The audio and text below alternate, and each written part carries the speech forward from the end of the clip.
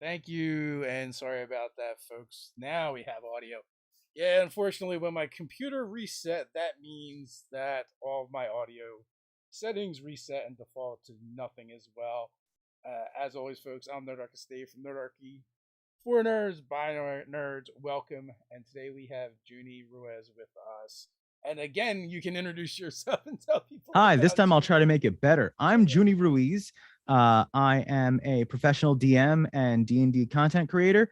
I am on TikTok at Professor Juni and on Twitter at Juni Ruiz. And I just make lots of ridiculous things for DMs to use to make their players more paranoid. And I do games for younger players and stuff like that. I try to get find new and fun ways to get people into the hobby, or how to have veteran players and stuff like that, how they can get new players and make those experiences fun and welcoming. But yeah, that's more or less me in a nutshell. In a nutshell. So, how did you start with kind of like pro DMing? I imagine the pro DMing came before TikToking. Which came first? Yes. That came for TikTok. I think like a lot of people, I downloaded it as like a as just out of curiosity, because I was like, what's this thing people are talking about? So my first TikToks are just dumb nothingness. But I think they came out about a year ago. I put my games up on a site called startplaying.games. I'm on there at Professor Juni, and DMs can put up games that they have, and players can look for games. In a perfect world, they'd be able to find games either in their area or online. But it just kind of came out to I know that I ended up having to be the guy in my friends group where it's like, if I wanted any games to happen, I had to be the DM. So that's how I just started DMing, period.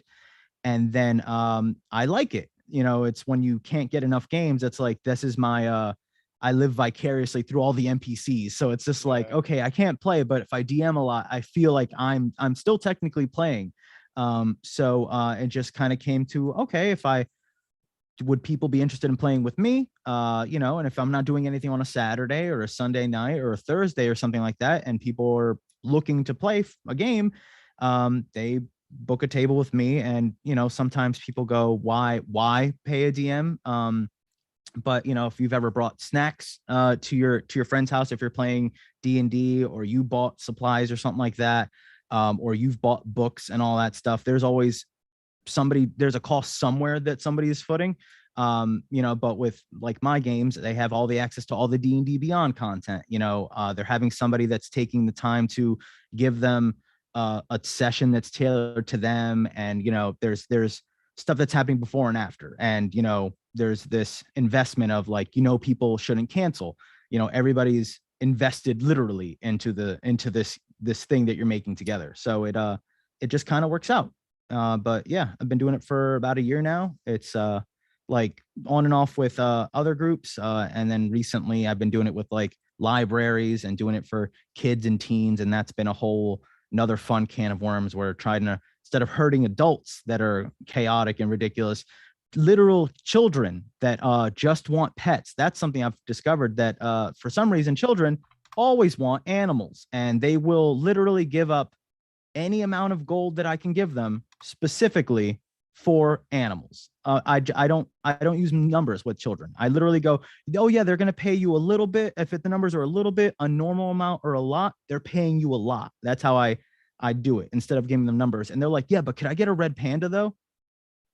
I'm like, you can buy a house with this. You can buy your own red panda. Just why do you want the? And then that's what I've discovered there. But yeah, it started that. And then instead of, I've only recently tried promoted some of my stuff on TikTok. I just found that there is a rapidly growing D&D TikTok community. And it's a great way where people just share ideas. And me, the ones, my most popular videos are DM induced paranoia videos, where I just fun little lines that a DM kind of interjects into a conversation that just keeps your players on their toes. So something along the lines of, all right, you're going to go open the door. Which hand are you using? And it's those little tiny details that a player never thinks of. Like, why does that matter? I'm like, no reason, just why. And they see you jot something behind your DM screen, or roll the dice for no particular reason, but it keeps them fidgety and stuff like that, but it keeps the game exciting because they never know what to expect. But yeah, those kind of things do really well on Twitter. It's TikTok. It's a lot of easily digestible, quick content. So it's been a lot of fun. Yeah, we've had the folks on from Start Playing a while ago, and also too like Megan Hardy, was one of the first person that I ran into was doing like paid games for kids, and they do them through a program called OutSchool, which is like this homeschooling program, and they work like 80 hours a week just running games for kids. It's like insane. It's a lot, and you know as a DM how much prep work you're doing before and after, and like even if it's just like jotting down basic notes, but it's like it's never just playing a game. It's never just like you sat down, you played a game, that's it. There's always something before and after that's involved with doing it all. That's real fun. I have another group where it's just a different smattering of ages. One player, he told me one time, he's like, oh, hey guys, I can't meet next week, I'm on call. So and we were just like, on call, and he's like, yeah, I'm an anesthesiologist. And it was like an older gentleman who had to learn how to use Discord to play, because he Googled how to play D&D online, and this is how he found it. Like he found startplaying.com, startplaying.games. Yeah, but like it's not startplaying.games is awesome because it's there's free games too. People put on free games all the time, and you can really find somebody that fits your style. I know I have sat at a table that just wasn't a right fit for me, where it's like they were playing a real political campaign. They were really let me turn that down. That's not good. They were playing a real political campaign, and I just wanted to I didn't have the time and mental powers to do all that. I was like, hey, I just want to find the bad guy right now and go do it. Please, I don't have the bandwidth for this. And you can find the right DM and the right game. You want to play just a tactics type game? Sure. Yeah. There are people that just play Roll20 and it's like chess, D&D chess. And there are people that are just role play heavy. So what is your style? I like to cater to the group. So I feel out, I try to find a nice balance, and then I cater to them, because there's always the people that either don't want to role play, they just want to go into a shop and say, I go in here and I get this. So I always, toss the softball of hey, do you want to do the exchange, or do you want to just do it? And then once after, it's usually in the session 0, the initial session 1, I get a feel of what each player's into. That's what's going to dictate the rest of the campaign. Is it going to be a lot of montages, and then we're just in the meat of whatever's going to happen, or it's they want the entire journey of this is everything that's there? And I don't know if it's my ADD or whatever it is, but I'm really adaptable and just switching between them. So it's a good mix of that. And some people like to get fully immersed, and they don't like it when I give one of the shop clerks hey, how's it going, my name's Cody. They want the fantasy aspect of it, and it's just finding okay, this is the vibe they're looking for, and they want the slightly British high elf. It's like okay. So I like to think that I'm a solid median and can adapt to what people want, because in a paid game specifically, you want to feel dope, you want to do dope things, and you want it to be an epic story. So me experimenting with a crazy homebrew that I think is cool but nobody else might not, it's not I can't always take that liberty and experiment with that, you know what I mean? I'm like, okay, I pitch this out, this is it's usually either a module or something, a very simple concept, and then what do you guys want to play? It's all that session 0 stuff of what type of game do you want to see? And I pride myself in going, I like to give people that type of game that they like to see. So do you speak Spanish? I do. Yes. Do you run any games in Spanish? I have literally it was literally yesterday, the concept was it even dawned upon me that people play freaking D&D in Spanish, because Yeah. because I only, what I would do is I would sometimes interject Spanish as a language.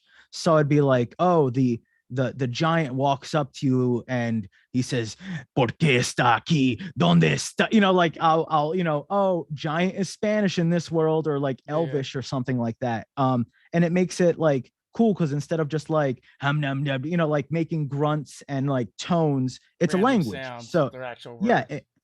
it'll actually sound like a language. Uh, So it's fun. But somebody literally said something the other day of like, oh yeah, I bought a player's handbook in Spanish one time, and I want to get a game in Spanish. And I was like, I don't know how to say like I know how to say them. I've never had to say words like that in rapid succession. Like the Spanish word for arcana, like I was like, hold on, magic. I know how to say magic, I but don't like, speak nerd in Spanish.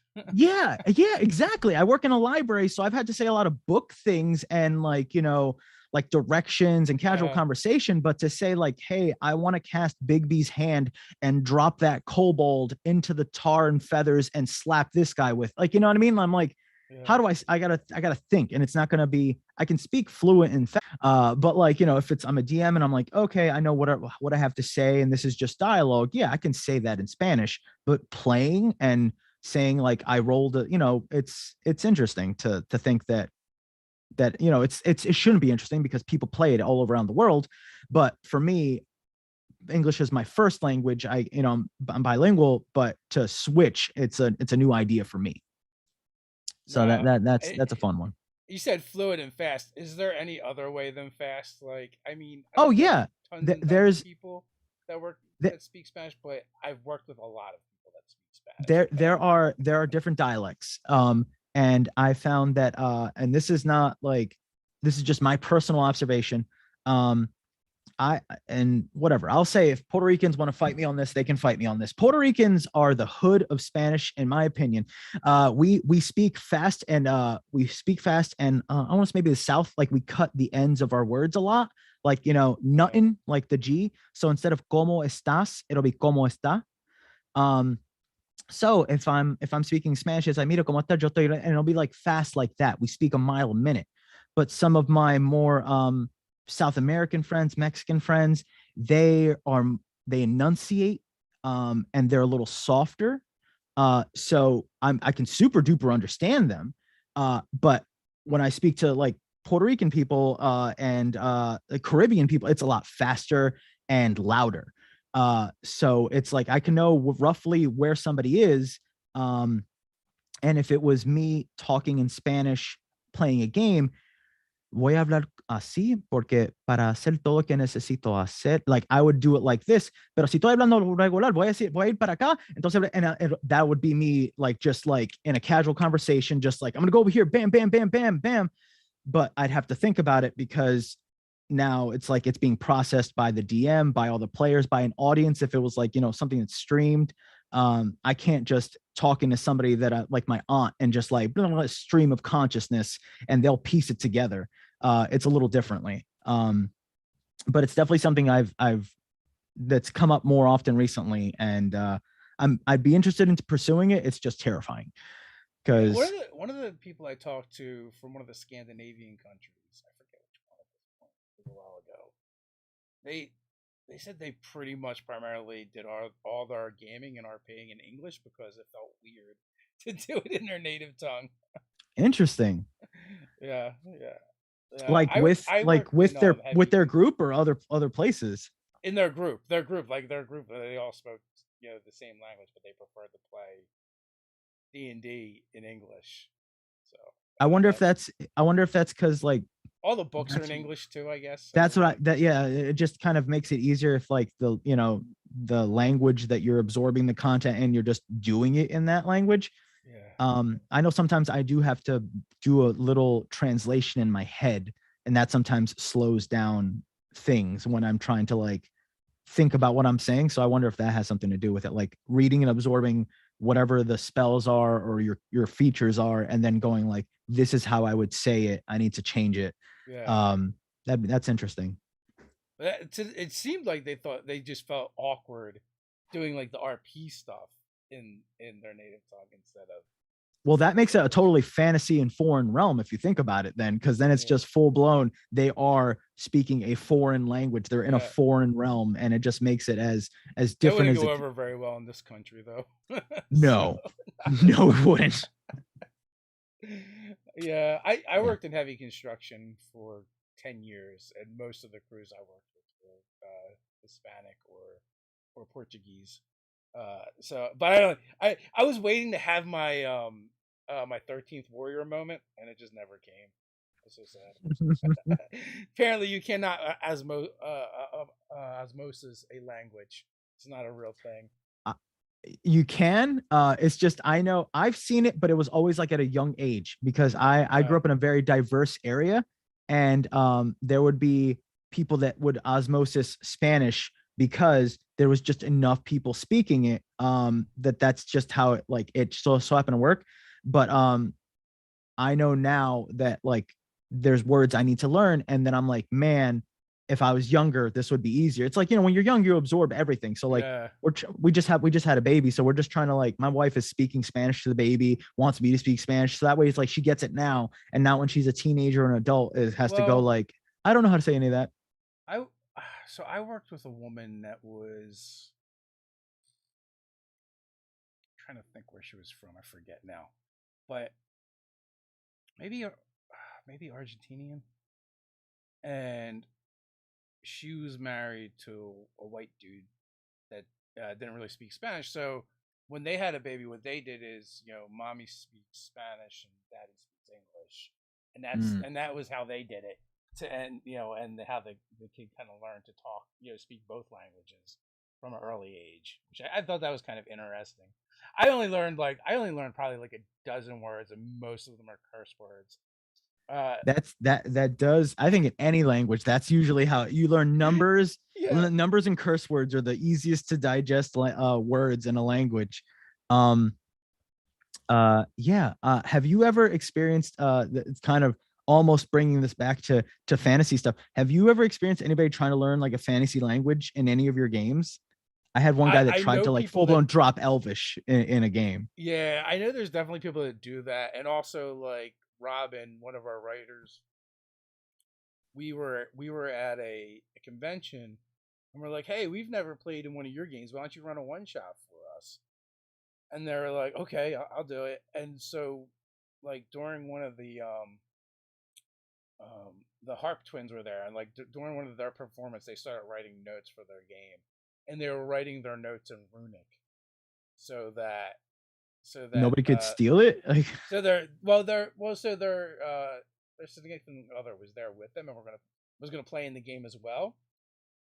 And so in order to make it difficult for them to look at the notes and know what they were, they wrote them in runic, which I That's think they could advanced. translate, but not glancing. Not at a glance, yeah, well, Yeah, that's yeah, advanced.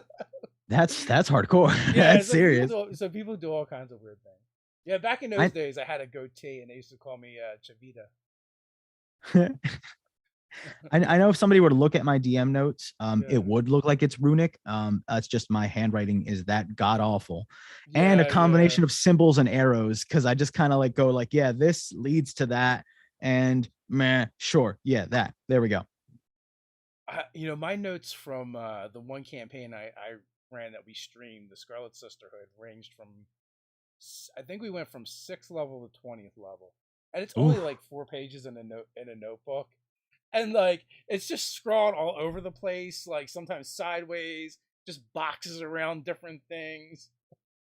I noticed that that there are people that have like I saw somebody post that they had like, here are my notes for the whole campaign, and it's only on a few pages, and I am the strangest combination of like messy organized Yeah, because each one of my sessions has to be separated, um but each page is a nightmare zone, so each yeah, one is arrows and whatever and just spaced weird and poorly and stuff like that, but I have it like this was session 1, this was session 3, this was session whatever, and it makes for a worse pile of mess because now there's more things to keep track of, but like I need to compartmentalize a little bit where it's like, okay, yeah, this happened, or I can easily find like this is where you found that elephant or something stupid. Well, for me, it's because my style is I tend not to like prep before the session most of the time. It's like I I feel take you. notes during the session, and that becomes my prep for the next session, kind of. No, that makes complete sense. I totally understand that. I know I like to um at least do the like the whole like 3 or 4 bullet points situation where I'm like, okay, Yeah, I know I would at least like to blank blank blank, and let me see if they allow me to do that. You know what I mean? Like I know I would like to meet this person, go here and get this thing. But as you know, it's not always what your players allow. Fun segue, because this is how what always derails my situations is when my players decide that they want to go shopping. And I did want to, because this is something I love talking to DMs about, and it's Black Friday, is how other people handle shopping. So do you do impromptu shopping trips, or is that don't like do you at least always have a back pocket of like these are what items are around, or do you just always in the spot roll and decide right then and there what's around if there's anything around? yeah. I think we mostly wing it. I think Ted might have done a couple sessions where he knew like a special shopping trip was coming up, uh, Mm-hmm. or like we had an intent to go. The intent as a group of going to somewhere very specific to try and get stuff, so that in those cases like he did. But most of my stuff has just been kind of like on the fly, and I'm like Yeah. scribbling down notes of like who's there, what they're like, and things that they might have. Do you ever have anything that like I personally have a shopkeep that in my personal headcanon has transcended my games. Do you have anything like that? Trans no. Like I always have a shopkeep, like because it's different groups. So it's like Yeah. I have a shopkeep named Benny Mastiff, like a 19, like an old timey radio personality. And Yeah. I always interject this guy as a shopkeep somewhere in a thing whenever it's a new group. I guess like for me it depends. Like I've run I've run several games out of the same town. Mm. So I will reuse those NPCs and reintroduce them. Like if they're going to the general store, there's this gnome there that's also kind of a tinker and inventor that like you can get your standard stuff, but if you want something special, oh you can get that as well. But also like he makes crazy contraptions that sometimes explodes. Usually like you walk into an explosion happening I in the love back that. room. He comes out that covered in that blood. that's my favorite thing. I don't want to bounce too far away from it, but I Yeah. love when people walk into something happened. Yeah. I love it because I think it's one of the easiest ways to make any D&D setting feel bigger than whatever it is that they're in. Like We've this is a got world, everything's happening around you.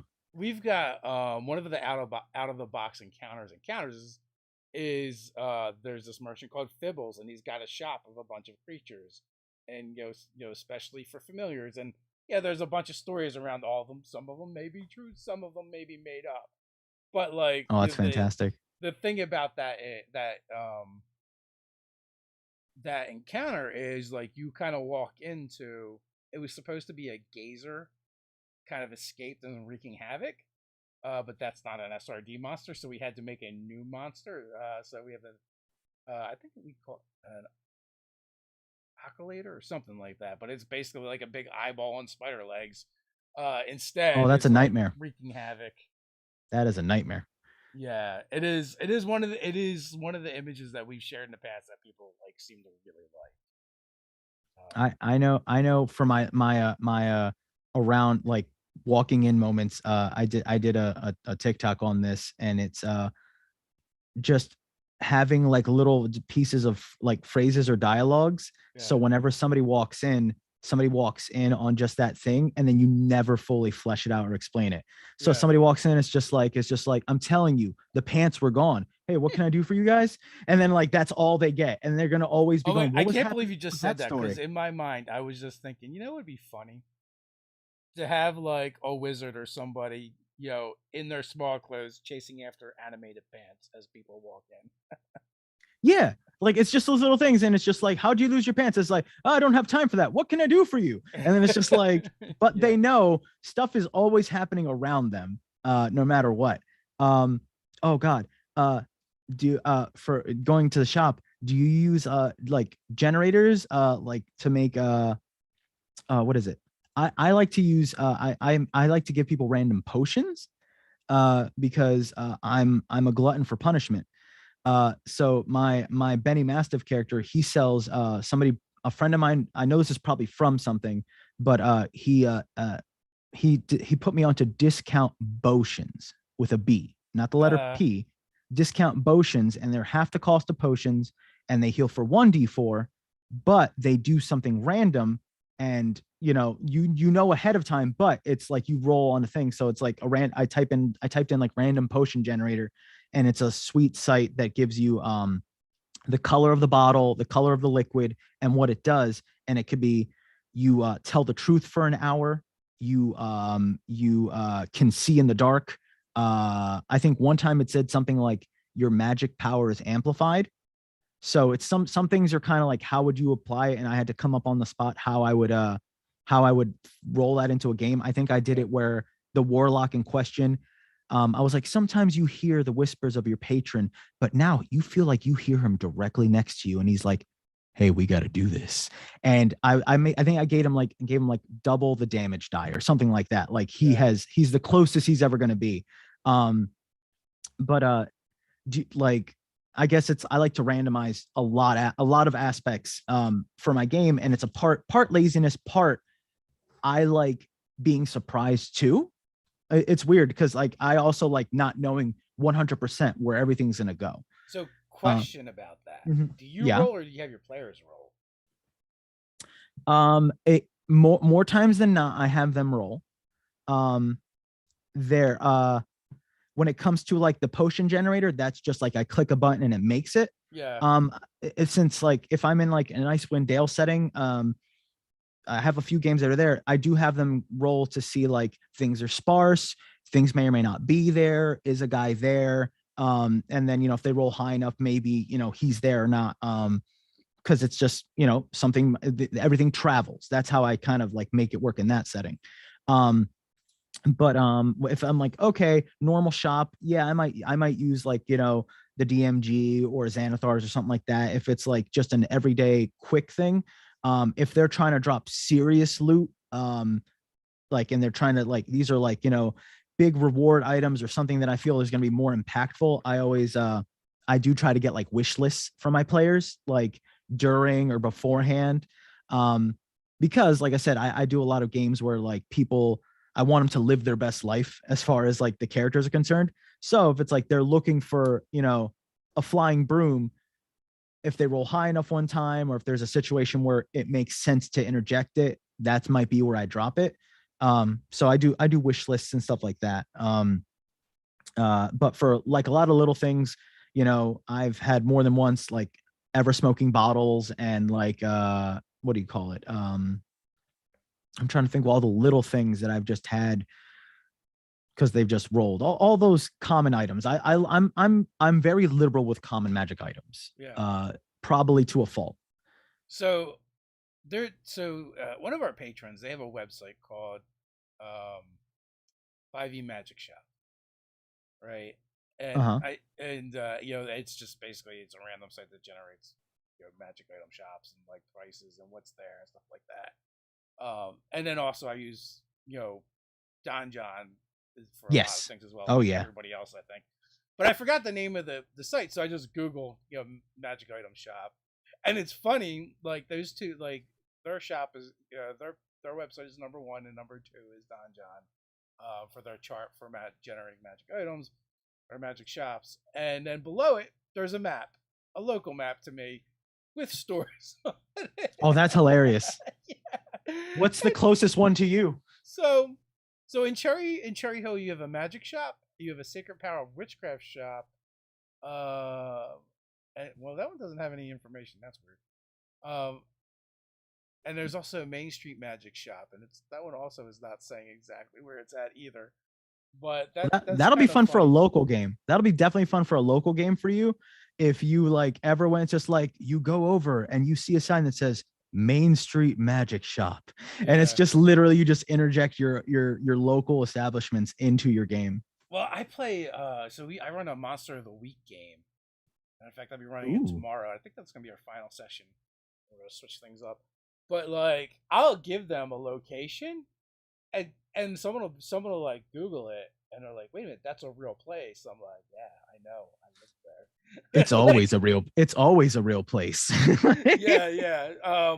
And well, it's funny. Like that game, I had the most fun with because a lot of the different mysteries that I would run were just they were based off of me googling urban legends and cryptos for for New Jersey, and that's when I discovered like we have one of the only, or we did before it closed down, one of the only haunted go-go bars in the country, and I'm like, how I'm can I upset that I not? didn't know this. Yeah, Wow, I did not know this.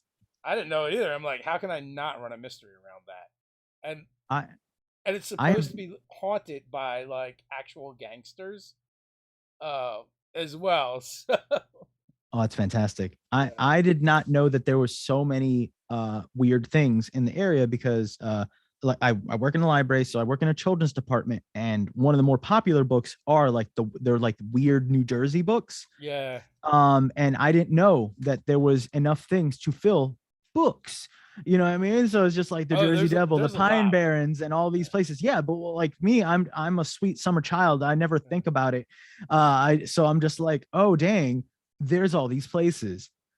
I should look at that and yeah, take inspiration and all that stuff. Well, I definitely try to do that every once in a while, but I haven't done as many for local, which I now want to do. so I mean, for us, it's like if I'm running like a Monster Week game, which is all kind of like horror and he's kind of supernatural and very episodic anyway. It's like, yeah, this is definitely Mhm. the way to go. And a while back, Ted had run a Dresden File kind of urban fantasy inspired game, and it was in the local area. And I was like forever disappointed because he never used the Jersey Devil. I'm like, how can you be in Jersey? So I opened with that one. I mean, it might have been a good one for the closer, but I Start opened with it. big. That no, I agree with you on that one personally. That's just my opinion. No, that's how that start big on that one. And That sounds I good. used you might even be familiar with this. I used Tall Oaks campground as the backdrop. Okay. Okay. I do. Yeah. So it's one of the Jellystone ones, and like me and my family went there a lot and spent a lot of time there. And like I went to their website and just grabbed the map of the campsite, so I was able to use that. And my wife was in that game, so she's like, "Wait a minute, I don't need the map. I know where everything is in that place." I I think the closest thing to that, it wasn't like that sounds way better. I in trying to get I slowly but surely over the years have been trying to get everybody involved in my life into TTRPGs in some way, shape, or form. Yeah. I tried to do it was have you ever heard of Grant Howitt's Crash Pandas? No, what is that? He did I know he did Honey Heist. I don't know, you may have heard that one. Oh yeah, yeah, okay. Yeah, so it's that guy. He did Crash Pandas, and it's you're a bunch of raccoons that are getting involved in the illegal underground world of street racing. So it's you're a bunch of raccoons piloting a car. And it was literally since everybody I knew that was going to be was from my area, the Cumberland County area. I Yeah. was just going to have them steal a car, and they had to go from like they were just going to race down 55. It was just going to be a race down 55 to like get to Deptford or something Yeah, like yeah. that. And like I was going to have the police were in on it, and like they cleared 55, and it was going to be the most local, like, yeah, so we're going to go past that one shop, right? And this is where you're going to find, like, it was going to be just literally like a journey down to Deptford Mall, and that was going to be that was going to be the one shot. um it's the closest I've gotten to like making something hyper local. Yeah. And I still, it's so good when you can get people like to connect to that, because then like they get more into it because then they know more.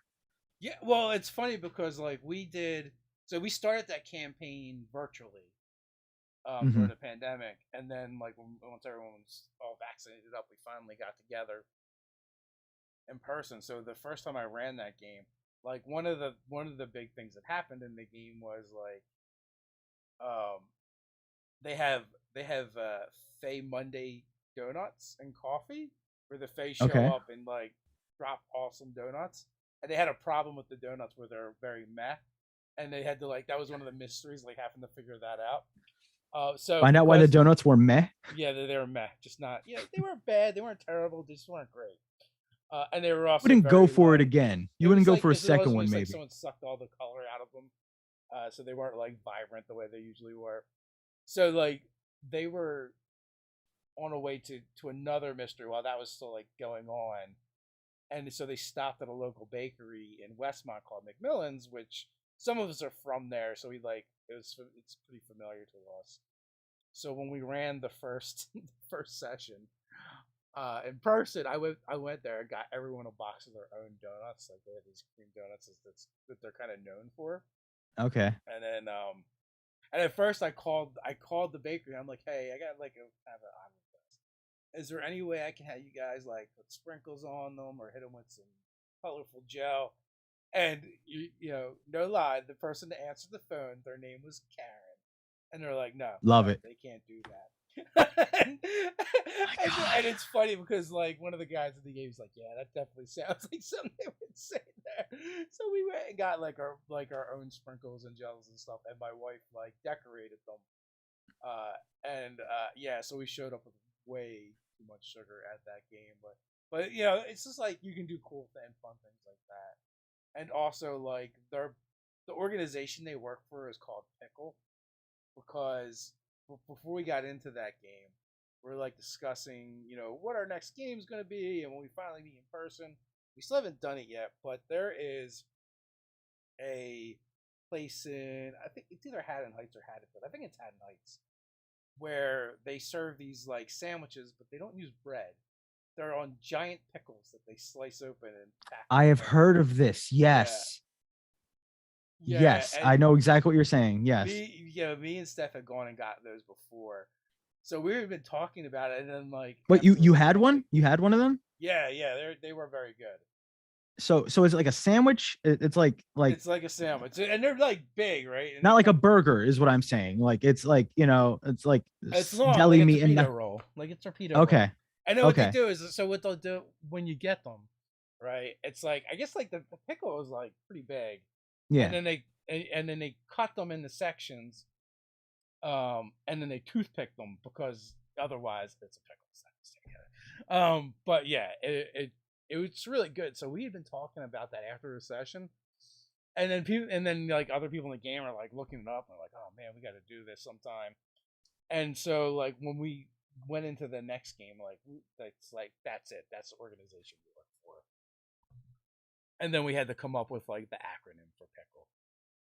Oh God, what was that? Do you remember it? Because that Not off the top of that's my head. ludicrous. That sounds awesome. I would love to hear that. Like what did you guys all right, pickle stands for blam. And then it's That's a funny long one too.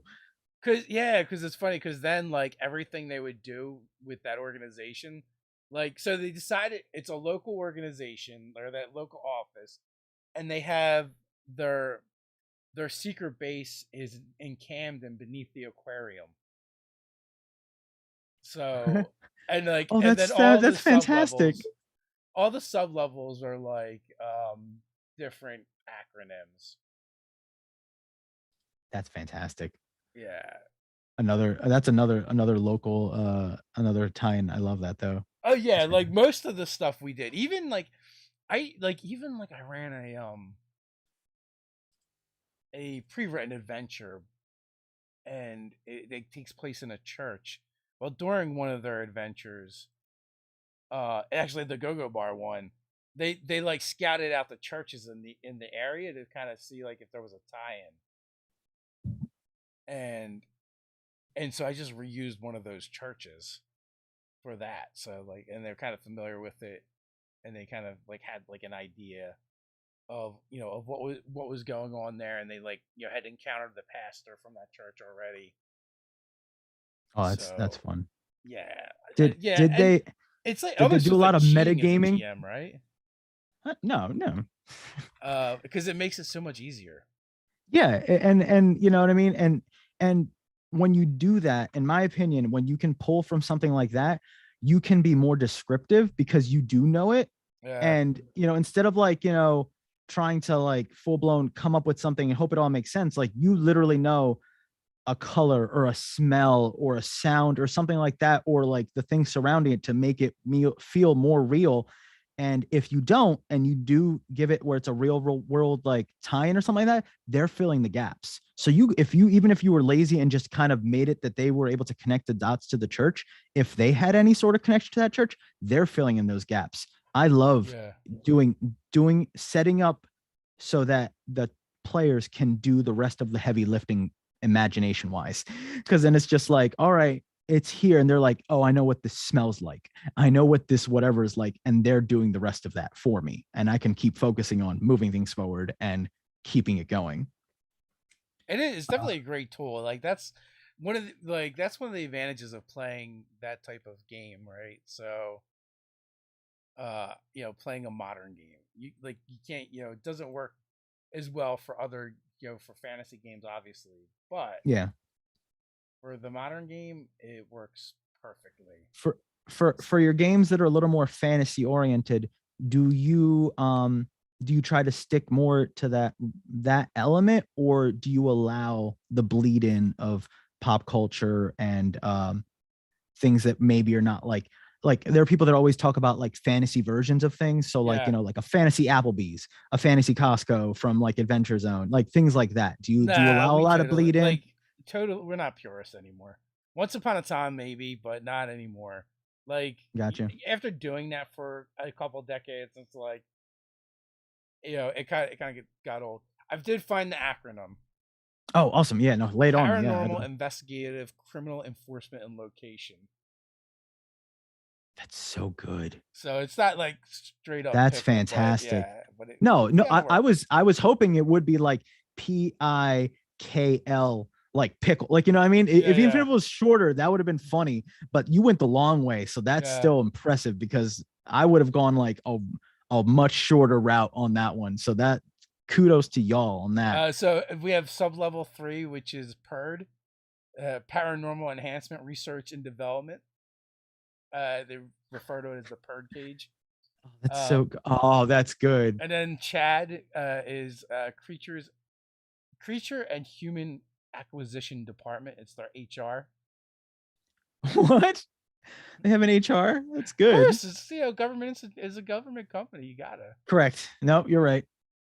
We've That got that the we've got Reeve Records, Locker, Armory, and Vault.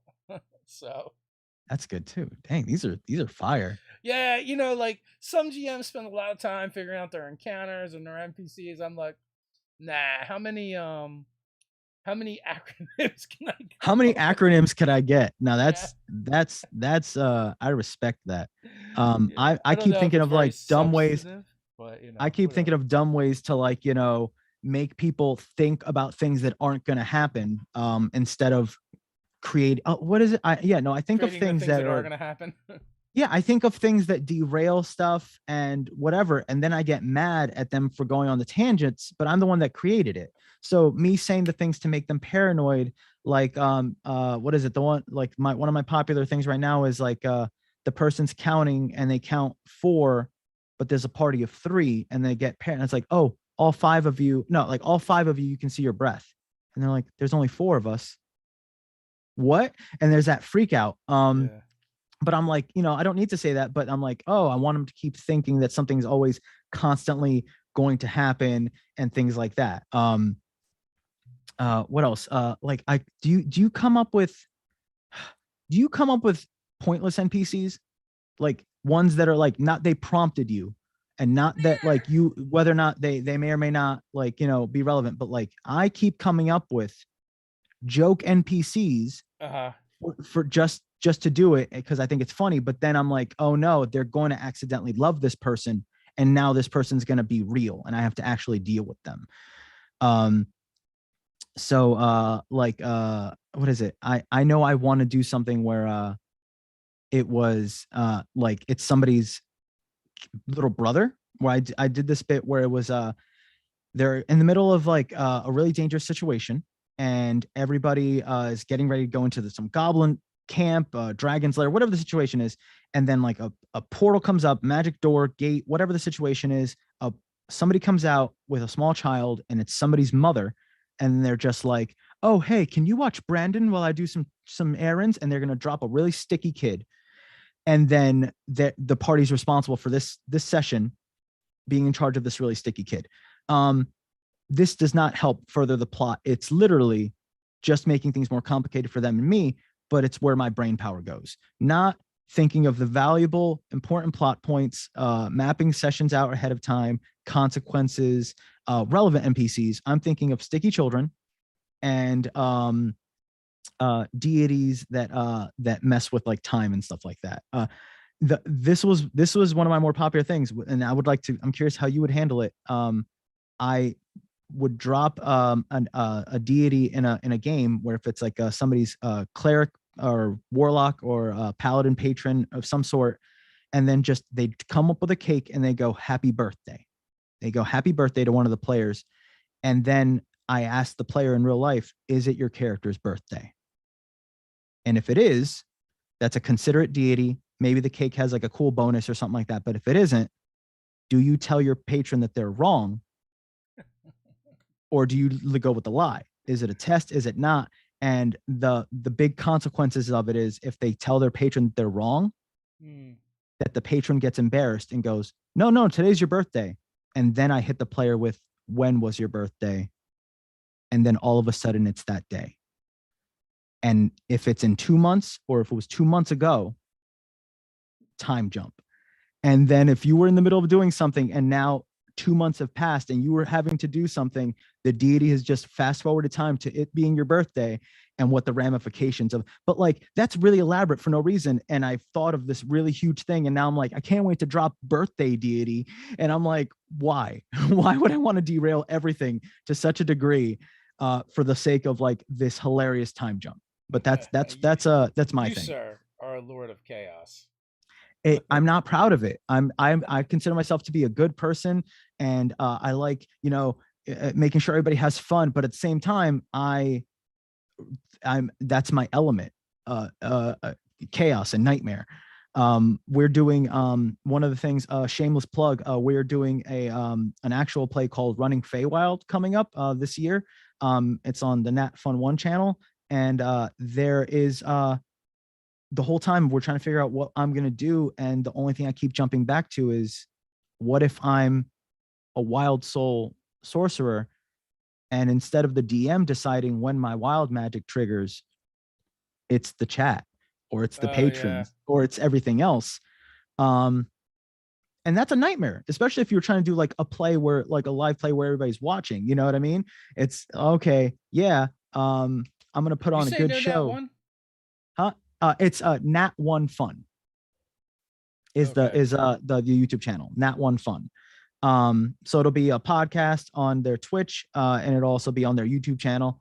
And then it'll be on all the podcast stuff.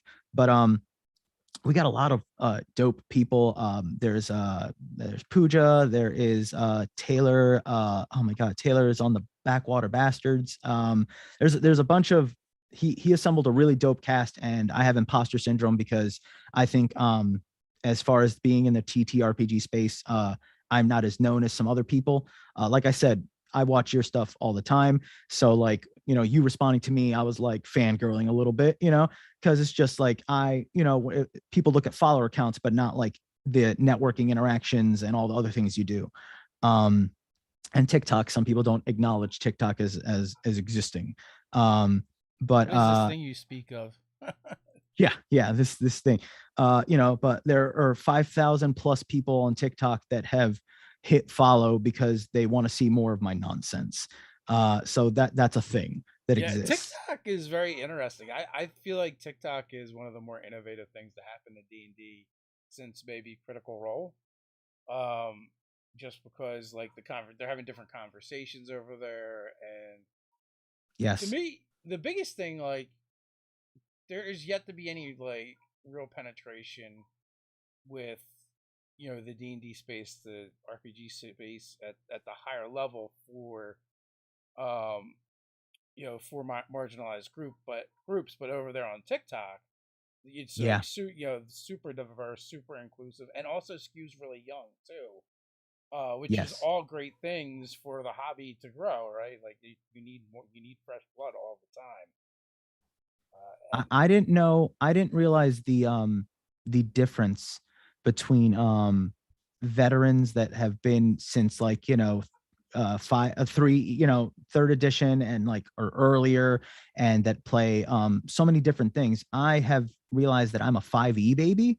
Like I yeah, came in like with 5e, learned like my friends tried to get me into it, and they tried to drop the stack of the books in front of me and go, okay, so in order to make a character, so we got to think of a backstory, and we got to think. And they were thinking of it like they were amassing all their knowledge from all the editions they've played, and that wasn't what I needed. I needed literally just give me a pre-made character sheet, or just tell me just let me play, and I'll figure it out by there. And that's how I learned to play, and how I teach a lot of people, where it's like, what do you want to be, a magic-y guy? Do you want to be a smashy guy? Do you want to be a punchy guy? And then give them a pre-made, and then we go and adapt and then they figure out, oh, I can do anything, or like I can try anything. I can't jump to the moon, but I can try to do things this way, and all that fun stuff. I'm And sure your friends meant well, but yeah, that is a terrible way to try and yeah, introduce oh, they people super to the duper hobby. meant well, but they knew like, oh, Juni gets into these kinds of things, and he'll be able to do all stuff. So now, if they do it now, it's like, hey, let's make a character, and they slap the books in front of me. That's one thing. But like, I was like, can you just drop a guy and tell me if I can use magic or if I stab things, and I'll figure it out from there. And that was like one of the ways I had to learn. And going into like inclusivity, and going to what kind of table is the right fit for you. One of my first actually sitting down at a table for a session, it was an evil campaign, Ugh, yeah. and they were mercenaries. And I took that as an evil campaign, as like, okay, I'm a Wolverine questionable type of, whatever. But no, they took it as like, one was like a homebrewed lich class, like race. Somebody like had an Asmodeus as his patron. They're It like was like twirling everybody, mustaches and yeah, stuff. everybody was like super duper ultra evil. And I was trying to find the balance of like, I want to make a character I can care about, and I was lawful evil. It's like, I'll do what I have to, but I wanted to make sense type of situation. Yeah. um and I was, but it was my first experience, so I was trying so hard. I stuck with the group for months before it kind of like started just fading away. But like, it was my first taste to like kind of at least finding a group that was regular. um and then with my own personal group, I found like, okay, this is more of like, you're building a story, and there's that balance of like role play, combat, and all that fun stuff. And I like a little bit of everything. They were real. I know that there are people that have been in sessions with other people where, oh, okay, can I go up and I talk to him? It's like, no, just go up. I go up and I hit him, and that's their move, and they're on their phone the rest of the session. Yeah. And then if you're a newbie and you're trying to like get into the hobby, or you're trying to like get into the game, and that's all you see, I don't like D&D. I don't. It's just, you're sitting around for 20 minutes, and then you're on your phone, and then you're told you can't do the thing you want to do, and you just got to hit the thing. you know Yeah, yeah, that's definitely not an experience that's for uh everyone. but I'm a lot of people are taking it into like the more collaborative storytelling element. They're doing a lot more of they're playing faster and looser with the rules, which I think is okay. But there are some people that are like, what are you doing? That's why there's potions an action, not a bonus action. What are you thinking? I'm like, Yeah. well, I mean, like, if you thumb it off the cap and you're downing it, I think that's a quick thing. If you're trying to feed it to somebody, yeah, that's an action. But in my opinion, at my table, that's just a bonus action. Every table's different. I've played where it's like, hey, at this table, is there flanking? Yes or no? And then I go, this is what works here. You know what I mean? Every table is, its own little isolated thing. So Um, mhm. you did get so you're kind of late to the hobby. You're a little bit coming to Oh a little bit yeah. Oh older. yeah. When did you start playing? I started playing. It was a few years ago. It was 2, 3. I think it was maybe 5 years ago. It was. It wasn't even with D&D. It was. There was a channel called Hyper RPG on Twitch, and they were playing a Power Rangers tabletop game. Yeah. And it was. I'm a Power Rangers fan, and it was like officially licensed. So it was. They made a homebrew like game system where it was D6 based, but it wasn't powered by a pod. It was like its own thing that they made for this Yeah. thing. And they were canon the first like American Rangers, because Power Rangers. This is a Juni's nerd tangent, the nerd tangent from D&D to go into Power Rangers. You know, it's all Japanese, but these were like American made Power Rangers technically. So I was into it, and then I was like, oh wow, like I love what they're making here. And then that slowly transitioned to like seeing Critical Role, and then kind of giving more of my friends that were trying to get me into the space more of a shot. And then, but I came at it with more of a not gameplay mechanics mindset. I came with more the storytelling, collaborative aspect of it. So while I get there's all these different kinds of play styles and different types of games, that's where I came in, and that's where like I enjoy the game the most. But yeah, I'm a 5e baby, so like, you know, the elements of, you know, us getting things from other races, I mean other editions and stuff like that, it's all new and fresh to me. Or like, I'm not offended if they, oh man, they're taking, like, I know nothing about Spelljammer. I've hear this stuff being talked about right now, and if anything's done in a way where it's not original, I know that people are going to complain about the things they didn't take out or didn't port over, or it's handled differently, or XYZ. And I'm just like, wait, what? Something about being a hippo person? What's happening?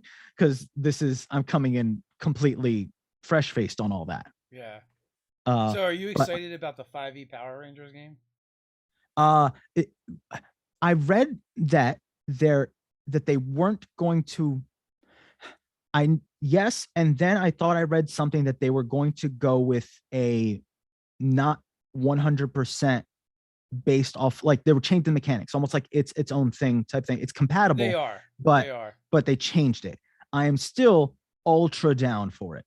However, At least Tag is the lead designer on it, and mhm. I think it's Renegade Studios is actually doing Renegade it. did like they did the Morphing Grid Rangers of the Grid type of thing, and I've been wanting to get that game, but you know, it's hard to when you get. Have you ever bought a bunch of physical games and you don't have enough people to play with them? Yeah, Because yeah, it's no, for real. yeah. So like, So they're doing Transformers, GI Joe, yes, and that's what it is. It's going to be Power all that. Rangers. All the things can get into one. Like the system is like almost like interchangeable type of thing. I remember reading that too. Yeah, so I'm curious to see what they come up with. I mean, like I'm happy that they got the work and they're going to develop it. But at the same time, I'm a little disappointed that it went outside of Wizards, and they didn't like design it Yeah. in house. Like maybe No, I I mean, that because would I have feel like that would have maybe given it a little D&D would something. benefit from them having to play with new mechanics and be a little more adventurous with what they do, because it's been Oh very, no, I very completely agree with you safe. there.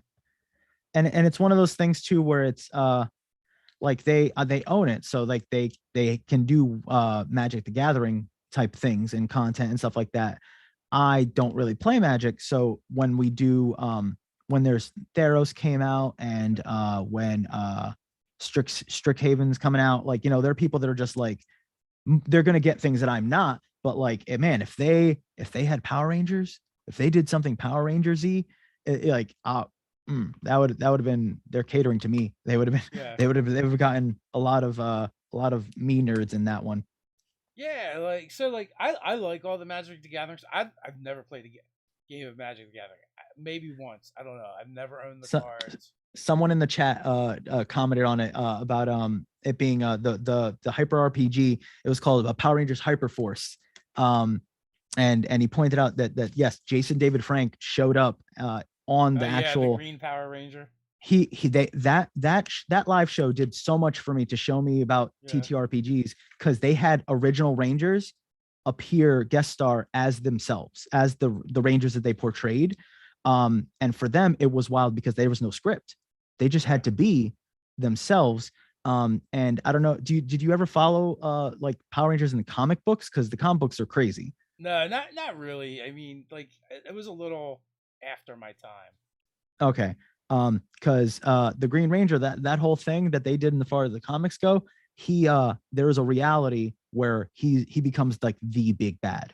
Like Yeah. he is the ultra big bad. He's like a green white ranger hybrid type thing, and he is like the Dark Lord. So he in the game like was that bad guy for a little bit. Like I think with him, within, spoiler alert for anybody who hasn't seen the thing that came out 3 years ago, within the first few minutes of Jason David Frank, like this guy who idolized a lot of people idolize as like being like their like one of their favorite rangers, he goes up to somebody and he's like, I'm gonna go up to them and I'm gonna chop their head off. And you just see the entire cast go, did did Tommy just chop somebody's head off? Did did did this guy was my childhood? Did he just chop somebody's head off? And he's like, I chop his head off. And the Yeah. DM was like, yeah, no, you could do it. The person's, yeah, no, that's, you did it. And we were all stunned. And I was just like, we get to see all these things in new lights. I've tried running Power Rangers in my games. I did a villains one shot where my friends wanted to dabble into a high level game. So we did a level 20 one shot, and they were all the bad guys. So somebody was Lord Zed, somebody was Rita, somebody was Goldar. Yeah, no, it was Rita, Goldar, and Zed. And so there was one more person, Rita, Zed. And I think, oh man, if it wasn't this pudgy pig, it was something else. But I found homebrews for all the monsters, so they each got like a cool monster minion. It was, unfortunately for me, it was my first experience of going, oh no, now I've made too many things on the board, because Yeah. I gave them minions.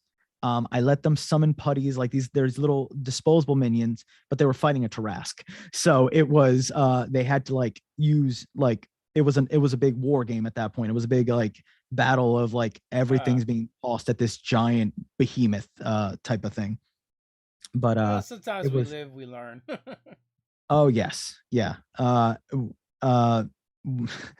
just that was my big thing, realizing putting too many pieces on the board. Do you have a moment where you were just like, you remember your, oh man, I'm not doing this again, or I need to do this differently, like your live and learn moment as a DM or a GM? Well, I guess like so we did D&D in a castle, and like we each had, me, Doug, and Ted each had our own table, and for the final session, we combined all three tables. Of yeah, it ended up being 17 players and three DMs. Like it was really cool to do, but like that That 3 4 sounds hours so cool. was just like one big epic battle, and like I don't think any of us would ever do that again. I think it was a cool experience to do the one time, but you figure it takes so long to get through a full round with so much going on. Like we had, the big bad was an undead elder brain that Okay. had 8 chains coming off of it.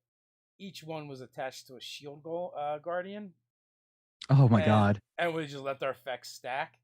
And in addition to that, like the front of the shield guardian was cut out into a person shape, and inserted Okay. into it were NPCs that the players had encountered throughout the adventures they'd been on so Okay. far.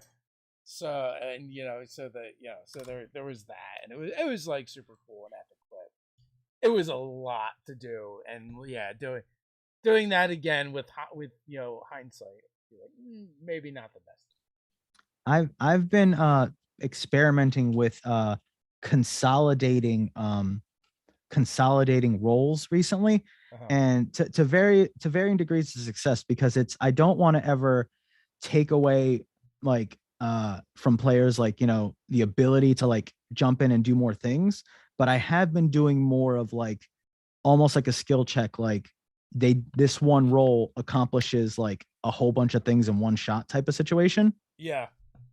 So like I know with like, if I'm doing like a big thing now where it's a big battle, I think I would do a lot of like more successes than fails, because I'm doing larger groups. So for like a D&D game, like 8 people, that don't like that they're younger, I have to do like a lot of like, okay, what are we doing? Just shoot me the rolls and we're going to see what works and what not. And then maybe the highest one gets like the money hit or something like that. Because initiative, taking everybody's turn to like go through everything, that's going to take forever. And I have to do things that are like in an hour and a half or 2 hours. And I have to like ultra boil things down sometimes. So it's a lot of like consolidation while still keeping it like we are playing D&D, but it's not like fast and loose to the point of like, yeah, we're just throwing things out. I had a GM do a thing where it was like it was like, what did you do in downtime, and or what would you want to do, and like I was playing a warlock that like regretted their deal and wanted to get their soul back. So he's like, you can do that, and you've acquired enough fame to mount like an expedition, and you got paladins will go with you and stuff. But like, it's like we're gonna do one roll, and that roll will determine what happens. And it was like, I think there was a fail, then there was a success with like consequences, and then there was like you could succeed, and very kind of like monster of the weekish. So I succeeded with like a consequences, like you can, you can go to hell and get your soul back, but one of the paladins have to die, or you can go to hell, but your mission has to be aborted and you leave, right? And I was like, all right, well, my character is not really that great a person, so I sacrificed the paladin, get my soul back, and then like he came back and he's like, he's got this little cage that he keeps his soul in, and he's like, you can either keep it that way and stay a warlock, or you can reabsorb it back into you, and you give up being a warlock. So it was kind of cool. Like, there's definitely different ways you can do it. There's like mini games you can play within the game. I know some people would probably not be in favor of something like that. But everyone has their own style. Now, in the moment when you were presented with that, is it like you were cool with that, or would you have wanted to go on like that journey to do all that and more than of a role? Or was it like, this is how we did things, we just kind of rolled and did it? Like, sometimes you just gotta acknowledge, like, that's something like might have been very specific to one of the characters in the group that the rest of the group might not be interested in, right? Yes. So like, it's weighing like what your character wants and needs versus what you as a person and the group need, right? And like, so I was happy with like that middle ground. No, I was about to say, it sounds like a compromise of like, you're still getting to do something. I know that I've played with people that would have been like, well, all right, when I'm there, do I see, like, they would have almost wanted to do the whole thing. And it's just like, well, like I said, we're doing the role to kind of like montage it and encapsulate all that. But no, I like, that's a fair compromise for something that would normally be a big thing. I mean, if we're going a warlock patron, this is a soul binding contract, that's not something that normally can just happen like that. So I think that kind of communication is huge. Being able to get like those things where it's like the DM wants you happy, and but you have to respect that there's other people, and sometimes a downtime activity is like, what are we just knocking out real quick type thing. Yeah, different players just want different things. Like, I was running a game where 2 of the players weren't going to be there, but like, I level up the players all at the same time, right? I'm not going to right. I'm not going to penalize them for not being there. So I was like, hey, like, do you want to explain, why you weren't there? And I'm like, you can narrate the adventure if you want, how you gained that level. And like, the one player was like dead set against it. Like, can't possibly do that. Like, they kind of had an idea and introduced something into the game that was kind of powerful that maybe I wouldn't have put there, but I was like, that's fine. Like, I didn't like, they never did anything with it. They introduced the in the narrative a apparatus of a quash, right, that they found in the basement of like, their patron, not in a warlock sense, but just in like, they were entertainers. And they discovered what happened to this woman's husband and sons.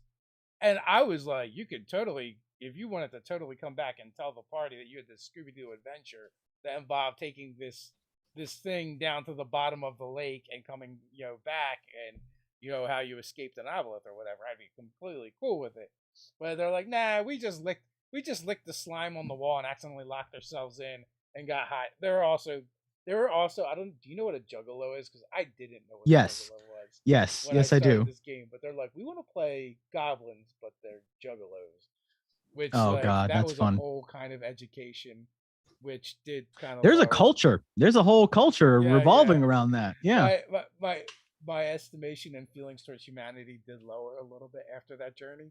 Um, but those characters were a blast to run games for, just because they were just so ridiculous. They went on a scouting mission and to this compound in the forest, and I had planned like this encounter with an evil druid, and Mm-hmm. like, but then like they're bored, so they start capturing small woodland creatures and getting them high and flinging them into this compound that they're like, So like get at the druid or just for lulls, just for funs? just for fun, because they're usually, like I said, they're goblin I clowns, got you. really. Like Yep, I got you. Yep. that's their thing, and they're always high.